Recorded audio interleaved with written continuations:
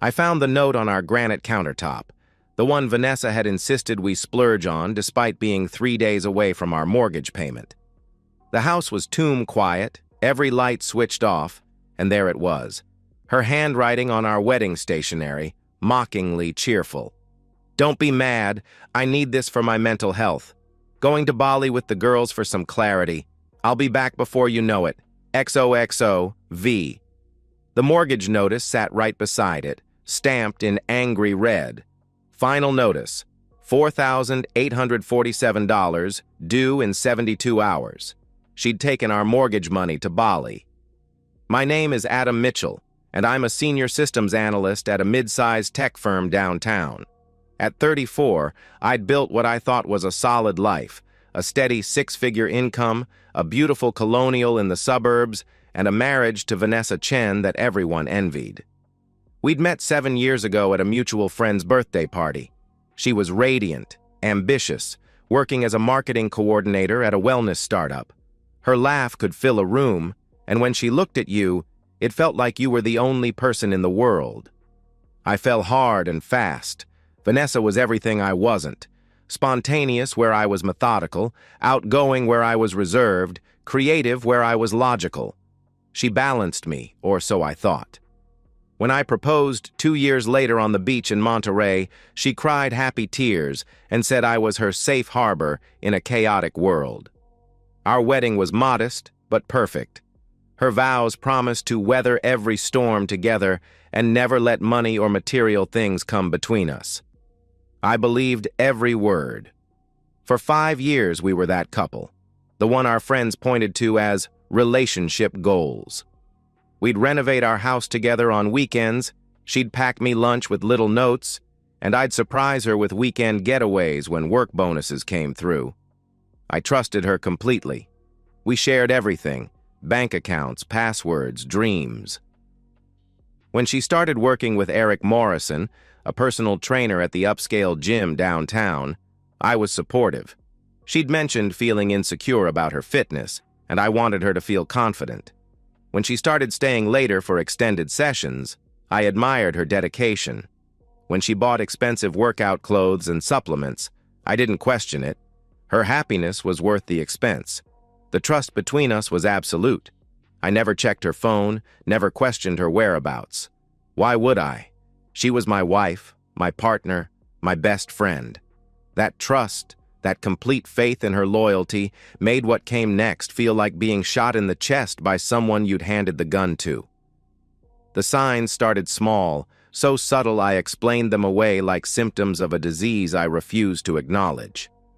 It began with the phone. Vanessa had always been casual about leaving it around, but suddenly it was glued to her palm. She'd angle the screen away during dinner, smile mysteriously at messages, then quickly type responses before placing it face down. When I'd ask who was texting, she'd say, "Just Sarah," or "work stuff," with a brightness that felt forced. Then came the gym obsession. What started as 3 sessions a week became daily visits. She'd leave for a quick workout at 7 p.m. and return past 10, flushed and energetic in a way that seemed excessive for someone who'd just exercised. Her gym bag, once carelessly tossed by the door, was now meticulously organized and immediately taken upstairs. The financial changes were harder to ignore. Our joint credit card statements showed charges I didn't recognize, expensive dinners at restaurants we'd never been to, purchases at lingerie boutiques during her lunch breaks, spa treatments that cost more than our monthly grocery budget. When I asked about them, she'd get defensive, saying she deserved to treat herself and that I was being controlling about money. Our intimacy dwindled to nothing. She'd come to bed after I was asleep, wake up before me, and spend weekends running mysterious errands. When I suggested we plan a vacation together, she'd deflect, saying she was too stressed about work for trips right now. Yet she seemed to have energy for everything else: late-night girls' dinners, weekend wellness retreats, and constant texting with people she never named. The most painful part was how she began treating me like an inconvenience in my own home. She'd roll her eyes when I tried to make conversation, sigh heavily when I suggested we cook dinner together, and act like my presence was suffocating her. The woman who once called me her best friend now seemed to actively avoid being alone with me. 3 weeks before Bali, she started picking fights over nothing. The way I loaded the dishwasher, my choice of TV shows, even my breathing while she was trying to concentrate. Each argument ended with her storming out to clear her head, usually returning hours later with no explanation. I kept trying to fix whatever was wrong, apologizing for things I hadn't done, desperately attempting to restore the connection we'd lost. I should have known. Deep down, some part of me did know, but I loved her, and love made me blind to what was happening right in front of me. The realization hit me 18 hours after finding the note, while I sat in our empty house staring at our shared iCloud photo stream. At first, I'd felt only confusion and worry. The mortgage payment loomed, and I'd been scrambling to figure out how to cover it alone. I'd called her phone repeatedly, straight to voicemail. I'd messaged her friends, who claimed they hadn't heard from her. Sarah, her supposed best friend, seemed genuinely surprised when I mentioned Bali. That's when I remembered our shared photo stream. Vanessa was obsessive about documenting everything, and we'd linked our iCloud accounts years ago to share memories easily. I'd forgotten about it until my phone buzzed with a new photo notification. The first image made my stomach drop. Vanessa on a plane, champagne glass raised, captioned, "Finally free." But she wasn't alone. A man's tattooed hand rested on her thigh, and though his face was cropped out, I could see enough to know this wasn't one of the girls. Then the photos kept coming. Every few hours, another update synced to my phone like a knife being slowly twisted. Vanessa in a first-class airplane seat, laughing at something off camera. Vanessa at a luxury resort check-in counter, kissing a tall man with sleeve tattoos, Eric Morrison, her trainer. Vanessa in a private villa pool, topless, wrapped around the same man who'd been taking money from our joint account for months under the guise of training fees. The most devastating came at 2 a.m. my time, a video of them in bed together, Vanessa's face glowing with a happiness I hadn't seen her show me in months. She looked at him the way she used to look at me, like he was her whole world. I sat on our couch until dawn, watching my marriage die in real time through a photo stream. Each image showed her living a life of luxury, while our mortgage notice sat unpaid on the counter. She was using our money we'd saved for emergencies, for our future, to fund her affair in paradise. That's when the clarity hit me like a physical blow. This wasn't a mistake or a moment of weakness. This was calculated betrayal. She'd planned this trip, drained our accounts, and lied about everything while I worried about her well-being. She'd filed fake medical leave at work to cover her absence and had been transferring money to Eric for months. As the sun rose on what should have been our 8-year anniversary week, I realized that the woman I'd loved, trusted, and built a life with had been systematically destroying us for months. She'd stolen from us, lied to us, and humiliated us. And she was documenting it all, too drunk on her affair to remember our connected accounts. I sat there until 7 a.m., watching her betray me in high definition, and something cold and clear settled in my chest. She'd made her choice. Now I would make mine. The old Adam would have called her crying, begging her to come home, trying to fix whatever was broken. But that Adam had died somewhere between the mortgage notice and the video of my wife fucking another man with money she'd stolen from our future. I had 48 hours before her return flight. It was time to act. By 8 a.m., I had a plan. The beauty of being a systems analyst is that you understand how interconnected everything is: finances, legal documents, digital footprints. Vanessa had made one critical error. She'd left me with complete access to everything while assuming I'd remain passive and trusting. She was about to learn that her biggest mistake wasn't cheating on me, it was underestimating me. Phase 1. Financial isolation. I would drain our joint accounts and transfer everything to a new personal account before she could access any more funds. Then I'd cancel all her credit cards, remove her from our phone plan, and freeze any shared financial instruments. She wanted freedom? She could have it, completely. Phase 2. Legal nuclear option. While she was unreachable in Bali, I'd file for divorce under marital fraud and breach of fiduciary trust. In our state, using marital assets to fund an extramarital affair constituted financial abuse.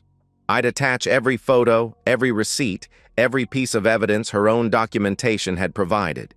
By the time she landed, she'd be served with papers and facing potential criminal charges. Phase 3. Domestic scorched earth. I'd change the locks, secure the house, and remove her belongings. Since the mortgage and deed were in both names, I'd need to act fast to transfer sole ownership before she could contest it. I'd also ensure her employer learned about her falsified medical leave, fraud that would result in immediate termination. Phase 4. Social destruction. The final phase would be the most satisfying. I'd ensure everyone who mattered, her family, our friends, her colleagues, saw exactly who she really was. Not through petty gossip, but through documented proof of her choices. She'd built her new life on lies and theft. I'd make sure everyone knew the truth. The plan required precision timing. She had 5 days left in Bali, and I needed to execute everything before she could respond or counter-move. But I had advantages she didn't know about. Access to all our accounts, legal consultation through my company's benefits, and most importantly, documentation of every crime she'd committed. As I made the first phone call to our bank, I felt something I hadn't experienced in months: control. For the first time since this nightmare began, I wasn't reacting to her betrayal. I was orchestrating her consequences. Vanessa wanted her freedom. I was about to give her more than she could handle. I started at our bank at 9 a.m. sharp. Marcus, our account manager, knew us both and was initially hesitant about the large transfers I was requesting. I showed him the printed photos from her Bali trip, the charges on our joint credit card for flights and luxury accommodations, and the mortgage notice. I need to protect our assets from further unauthorized use, I explained calmly. My wife has emptied our mortgage payment fund to finance a vacation with another man. Marcus's expression shifted from confusion to understanding as he processed the evidence. Within an hour, I'd transferred $23,000, everything left in our joint savings and checking, into a new personal account. I closed the joint accounts entirely and opened new ones in my name only. Next stop, American Express. I called the fraud line and reported suspicious activity on Vanessa's supplementary cards. My wife's cards appear to have been compromised, I explained. She's in Bali, but the charges don't match her itinerary, and I believe someone may have cloned her cards. Technically true. The charges didn't match the itinerary she'd told me. Her cards were frozen immediately, pending investigation. At Verizon, I explained that I needed to suspend one line on our family plan due to security concerns. Vanessa's phone would work on Wi-Fi but couldn't make calls or send texts. In a foreign country, she'd be essentially mute. I met with Jennifer Walsh, a divorce attorney my company's legal department had recommended. Jennifer specialized in high-asset divorces involving financial misconduct, and when I showed her Vanessa's photo stream, her eyes lit up. "This is a prosecutor's dream," she said, scrolling through the evidence. She's documented her own fraud, marital asset misappropriation, potential tax fraud if she's claiming fake medical leave, and if this trainer has been receiving marital funds for services not rendered, that's conspiracy. We filed immediately. The petition included charges of marital fraud, breach of fiduciary duty, and conversion of marital assets. I requested exclusive use of the marital home, citing Vanessa's abandonment and financial crimes. Most importantly, we filed for emergency asset protection, asking the court to freeze any remaining shared accounts and prevent Vanessa from selling or disposing of marital property. The real masterstroke was the evidence appendix. Jennifer had organized every photo, every bank statement, every transaction into a comprehensive timeline. It read like a case study in betrayal, complete with timestamps and financial records. Any judge who saw this would understand exactly what kind of person Vanessa was. The locksmith arrived at 7 a.m. I changed every lock on the house, installed a new security system, and added a video doorbell. Vanessa's key wouldn't work anymore. But more importantly, I'd have footage of her reaction when she discovered it. I methodically packed her belongings. Not vindictively, I was careful and organized, treating her things with more respect than she'd treated our marriage.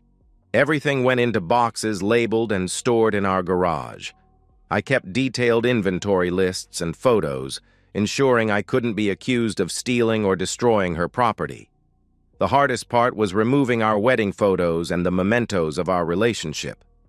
Each item felt like revisiting a crime scene, but I powered through. This wasn't the home we'd built together anymore. It was my home, and it needed to reflect that reality. I also made a discovery that day: Vanessa's laptop, hidden in her closet. She'd forgotten to log out of her email, and what I found there was devastating. Months of correspondence with Eric, planning their trip, laughing about my cluelessness, and discussing how they'd use our money to fund their relationship. There were also job applications. She'd been planning to leave me and move to California with him after draining our accounts. I copied everything, then turned the laptop over to Jennifer. It was additional evidence of premeditation and conspiracy. I called Vanessa's HR department and spoke with Linda, the benefits coordinator. I explained that my wife had filed for medical leave but was actually on vacation in Bali, and I had photo evidence to prove it. "I'm not trying to get her in trouble," I lied smoothly, "but I'm concerned she may have been coerced into this fraud by someone else. I thought you should know so you can protect her." Linda thanked me for my concern and asked me to forward any evidence I had. I sent a carefully curated selection of photos, enough to prove fraud, but presented as if I was worried about Vanessa rather than trying to destroy her. The results were swift.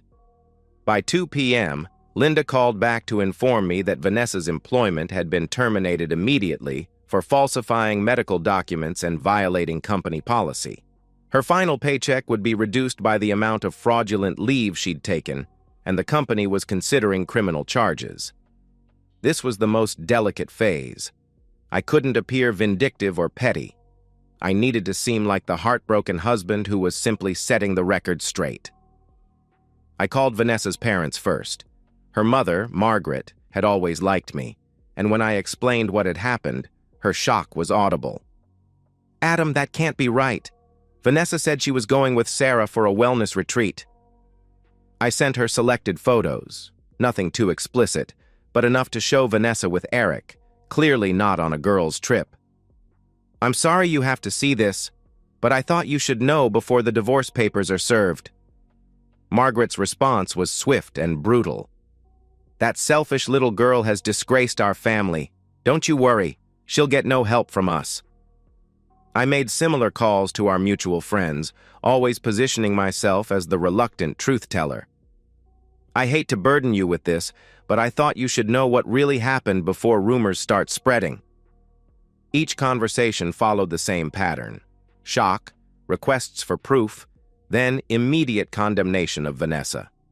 By evening, our entire social circle knew the truth about her betrayal, documented in her own photos.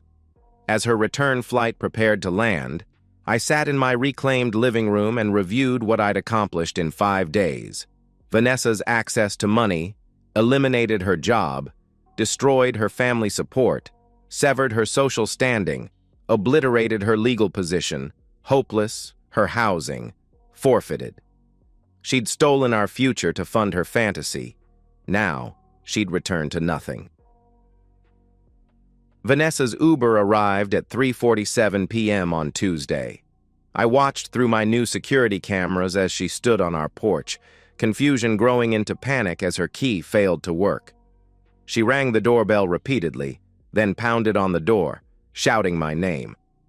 I didn't answer. There was nothing left to say. She called my phone from her Uber driver's phone. Her own had been disconnected. When I answered, her voice was already breaking. "Adam, what's happening? I can't get in the house. My cards aren't working. Check your email," I said calmly. "Everything you need to know is there." "What email?" "Adam, please, I can explain." "The divorce papers were served electronically this morning. You'll find copies in your Gmail, along with documentation of your fraud charges. Your criminal attorney will contact you within 48 hours. The silence stretched between us before she whispered, "Adam, please. I made a mistake, but we can fix this." "No," I said, and my voice sounded foreign to me, cold, final. "We can't. You made sure of that." I hung up and blocked her number. What followed was exactly what I'd orchestrated, but watching it unfold still provided deep satisfaction.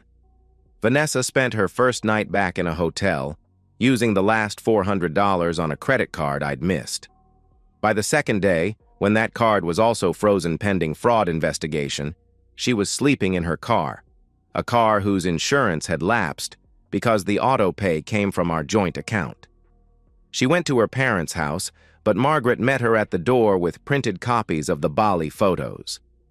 "You've humiliated this family," her mother said, loud enough for the neighbors to hear. "Your father won't even speak your name. Find somewhere else to go." Her friends were no more welcoming. Sarah, her supposed best friend, later told me that Vanessa had shown up crying and desperate, but Sarah had already seen the photos I'd shared.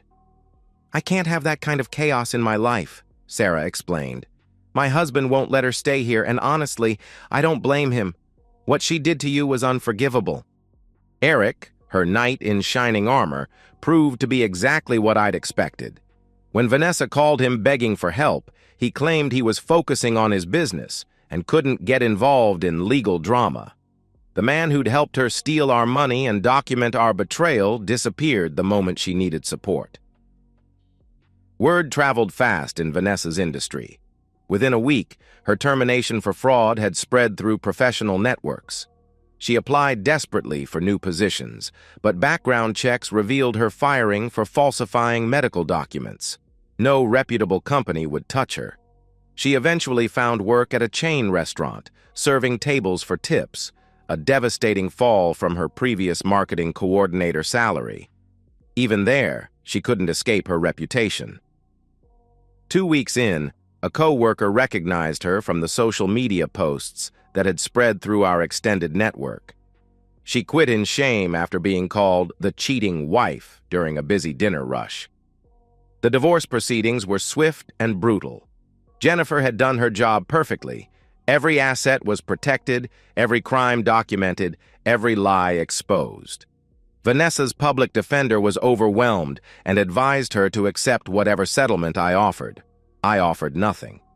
The court awarded me the house, both cars, and our retirement accounts. Vanessa was ordered to pay restitution for the stolen mortgage funds, plus legal fees, a debt that would follow her for years. The criminal charges for fraud and theft were still pending, but her attorney warned her to expect jail time. Most satisfying was the final hearing, where Vanessa sat across the courtroom looking like a broken woman.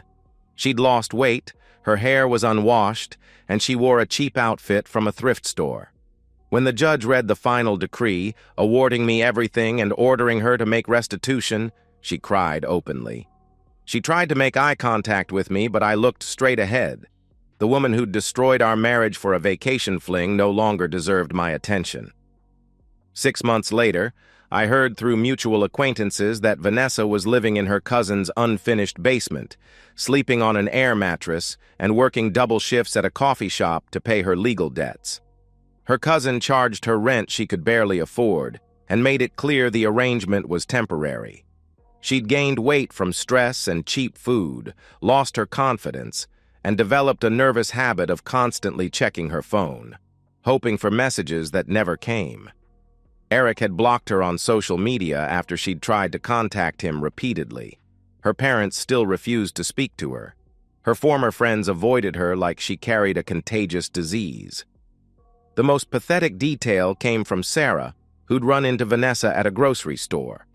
Vanessa had approached her hopefully, asking if they could catch up over coffee, and Sarah had to tell her that their friend group had collectively decided to cut contact. "She looked so desperate," Sarah told me later, "like she was drowning and grabbing for anything to hold on to. It was actually sad." I felt no sympathy. This was exactly what she'd earned. While Vanessa's world crumbled, mine flourished. I sold our house at a profit and bought a smaller place closer to downtown, a modern condo with floor-to-ceiling windows and no memories of betrayal. The mortgage payment that had once stressed us was now easily manageable on my income alone. I bought the motorcycle Vanessa had always forbidden, saying it was too dangerous and impractical. Riding it through mountain curves on weekends felt like reclaiming parts of myself I'd forgotten existed. Dating was easier than expected. Women seemed drawn to my story, not the bitter details, but the confident way I'd handled crisis and rebuilt my life. I was honest about being recently divorced, but made it clear I'd moved on completely. The attention was flattering, but more importantly, it reminded me what healthy relationships felt like. I got promoted at work, partly because I was no longer distracted by marital problems, and partly because the confidence I'd gained from handling my divorce made me more assertive in meetings. My colleagues respected how I'd handled my personal crisis without bringing drama to the office. 6 months after the divorce, I started dating Rachel, a veterinarian who was brilliant, independent, and refreshingly direct. When I told her my story, she said, "Good for you for not letting her destroy your life too."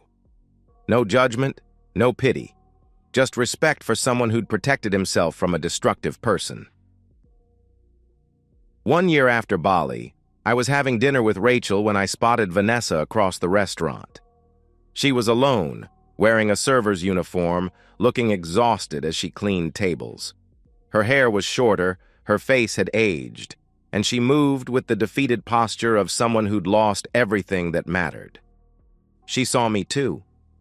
For a moment, we made eye contact across the crowded restaurant, and I saw everything in her expression: regret, shame, desperate hope that I might acknowledge her with some sign of forgiveness or closure. I looked right through her and continued my conversation with Rachel. Later, as we left, I heard Vanessa call my name softly. I didn't turn around. There was nothing she could say that I needed to hear, no apology that could undo what she'd chosen, no explanation that could restore what she'd destroyed. She'd traded our marriage for a 5-day fantasy with a man who'd abandoned her the moment she became inconvenient. She'd stolen our future to fund her betrayal, documented her own crimes, and expected me to remain passive while she destroyed everything we'd built. Instead, she'd learned that actions have consequences, that betrayal has a price, and that some bridges, once burned, can never be rebuilt. Walking to my motorcycle with Rachel's hand in mine, I felt completely free. Vanessa had given me the greatest gift possible. She'd shown me exactly who she was, and I'd made sure everyone else saw it too. Her betrayal had cost her everything, and that was the last luxury she'd ever afford. And that's the end of today's story. If you enjoyed it, please give this video a thumbs up and drop a comment below. Your support helps the algorithm push my content further. If you're new to the channel, don't forget to hit that subscribe button. It really helps me keep creating more stories for you. Thanks for watching, and I'll see you in the next one.